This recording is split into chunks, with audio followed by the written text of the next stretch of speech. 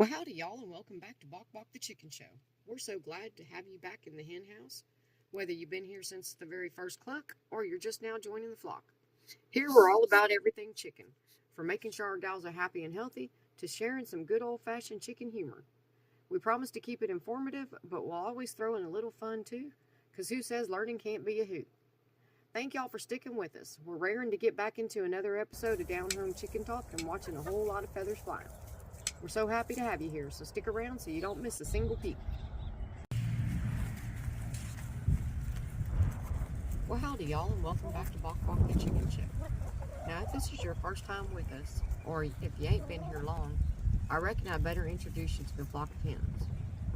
First up, meet Marble, a sweet little lady with a story all her own. We brought her into the fold when she was about 12 to 13 weeks old, after we had to trade in two roosters that just couldn't stay in the city. You see, when we first got our chicks, the kind lady we got them from knew we wasn't 100% sure they was going to all be hens. So she offered to swap out any roos we got stuck with. That's how Marble ended up joining us a little later than the rest of them. At first, bless her heart, she was so shy they didn't want anything to do with her, and they sure weren't kind to her.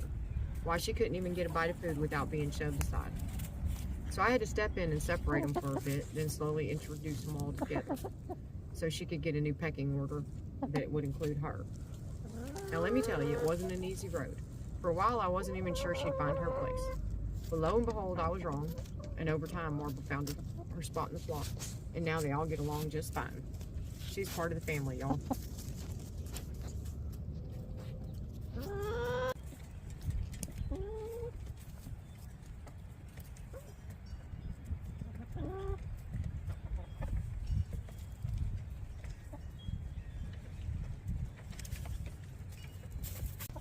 Next, let me tell you about Lavender, our sweet Lavender Orpington. We got 3 of them from a little Amish greenhouse right here in town, and by the time we picked them up, they was already a couple weeks old. Now, bless my heart, I couldn't figure out what to name them at first. They all looked so alike, it was hard trying to tell them apart. Like trying to tell 3 peas in a pod apart, so I put a tag on one of them to help me keep track. But still, they stuck together like peanut butter and jelly, and it was hard to tell who was who.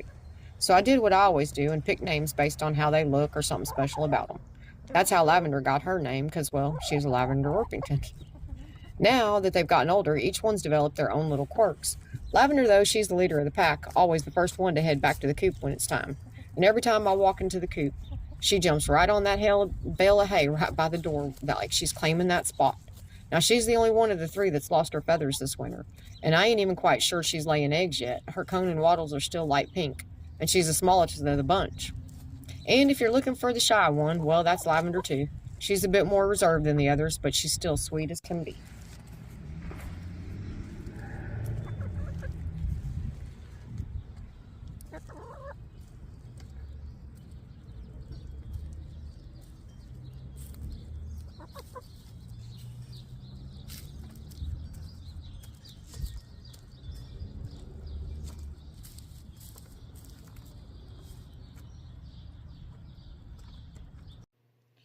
All right, now let me tell y'all about the next chick in our flock, 2.0.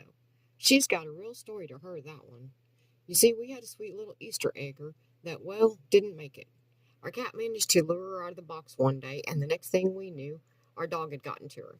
It was a hard thing to come home to, losing one of our babies like that. We were pretty upset, not just about her, but worried sick about the rest of the girls. We didn't know if we'd be able to keep them safe until they got bigger and stronger. Well, we explained all this to the lady that we got the chicks from, and bless her heart, she was so understanding. She offered to give us another chick of our choice, so we went ahead and picked out another Easter egger just like the first one. We thought we were getting another sweet, laid-back bird like Chicken Little, who was as gentle as can be. But oh, 2.0 sure surprised us. She was the complete opposite. Mean as a rattlesnake at first. She didn't want anything to do with us. I couldn't catch her to save my life, and every time I tried to befriend her, she'd give me the cold shoulder. I guess she was still pretty shaken up, poor thing, being taken from the only home she knew and stuck in a new place with all strangers. We didn't even know at the time that they had roos mixed in, so she was probably just confused and upset. But over time, that girl came around. She's turned out to be our best egg layer, laying almost every day like clockwork, and now she's much friendlier. though still a bit on the sassy side. I just love her floppy cone and those long, graceful waddles of hers. This winter, with all the cold snaps we've had, I've been extra worried about her comb and wattles getting frostbitten. So I've been sure to keep them waxed up and nice and good, and I'm happy to report she's doing just fine. She seems to get along with all the others, though she doesn't hang out much with the Lavender Orpingtons. It's almost like they've got two separate flocks going on, one with the Orpingtons and the other with the rest of the girls. And if there's one thing 2.0 does, it's make herself heard. She's the loudest of the bunch, and she'll let us know if something ain't right. She'll pace back and forth in the coop, squawking at the top of her lungs until I figure out what the fuss is about. She's so outspoken. I swear she thinks she's the boss sometimes. She even shown me where she's laid her eggs. She'll run straight to the nesting box, wait for me to see it, and make sure I know it's there. That's 2.0 for you, full of personality, always keeping us on our toes.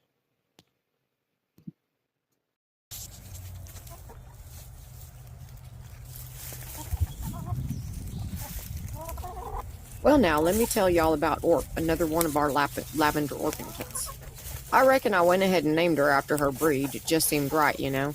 We had the 3 Orpingtons for a couple weeks, and I reckon it took me that long to finally settle on some names for them. It was a bit of a last-minute thing, and old Mr. Bok Bok didn't give me much help either. But I think she likes her name. She sure does follow me around more than the others, and she's the most friendly out of the bunch. She doesn't hesitate a bit to jump right on in the middle of the crowd and make sure she gets her fair share of the grub.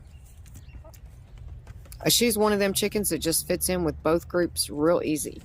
And she's not shy about letting me pet her either. What's more, she's been laying eggs almost every single day through the winter. Now that's something, because Lavender and Tweety sure hadn't laid a one. She does have a little foot that turns in and makes her walk a bit funny now and then. But other than that, she ain't got a thing wrong with her. Just the sweetest little bird you ever did see.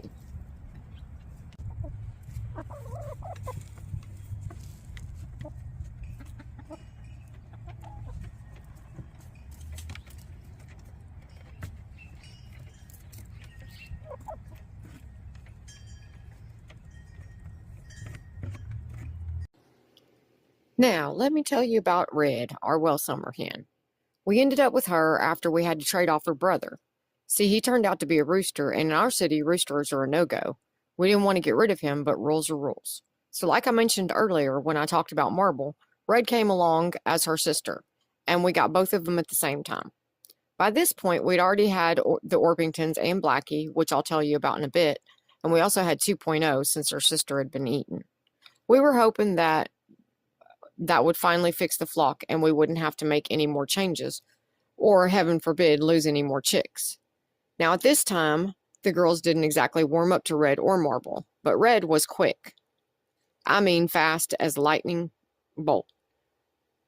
Red and Marble had been free-range birds, so they were smaller than the others, but Red had the speed, and she wasn't afraid to stand up to the others when they tried to chase her off. She was a feisty little thing, just fearless. She'd stick close to Marble, which helped Marble out some. I thought those two would stick together like glue, but that didn't quite happen. After I separated the chickens and brought them back together, Red ended up teaming up with 2.0, and Blackie stood by Marble. Funny how things turn out. The Orpingtons still stuck together too, but in the end it all worked out just fine. Now Red's still the most flighty one of the bunch. She's the fastest too, and she don't much care for being held or fussed with. If she knows I'm about to catch her, she'll hide under the coop where I can't reach her. But I'll tell you, her eggs are the prettiest shade of reddish-brown you ever did see. She molted this winter, so I reckon she'll start laying real soon.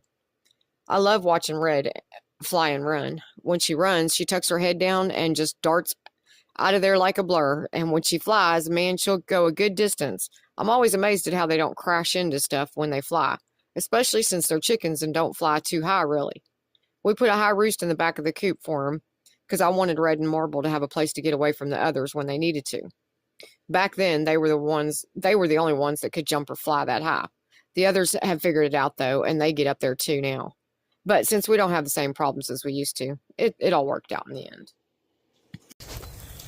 Well, let me tell you about Tweety, our biggest Lavender Orpington. She's a bit of a shy one, always hanging back when I'm in the coop, staying behind the others. She don't care much for eating with the crowd, neither. She'll usually wait until the others are done, and I'll give her a handful of food on her own so she can get her share. But if I leave the coop, sometimes she'll sneak in and get a bite. Now, If I'm handling her, she's real calm, lets me pet her and pick her up without a fuss. But if Mr. Bok Bok goes near her, she'll act all strange after that. I'm not sure what that's about. Maybe she's scared of him or something.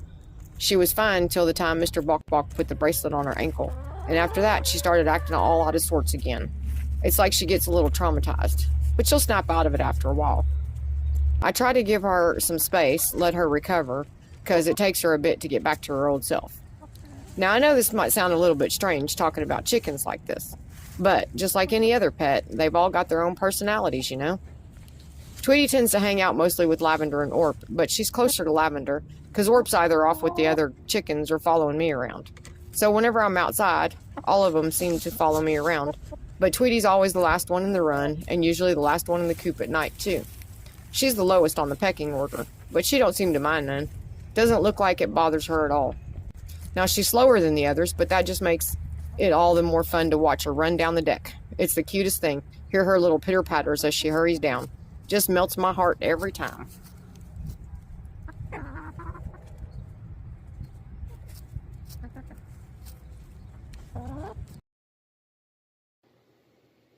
Finally now, let me tell y'all about Blackie, the only chick left from the original flock.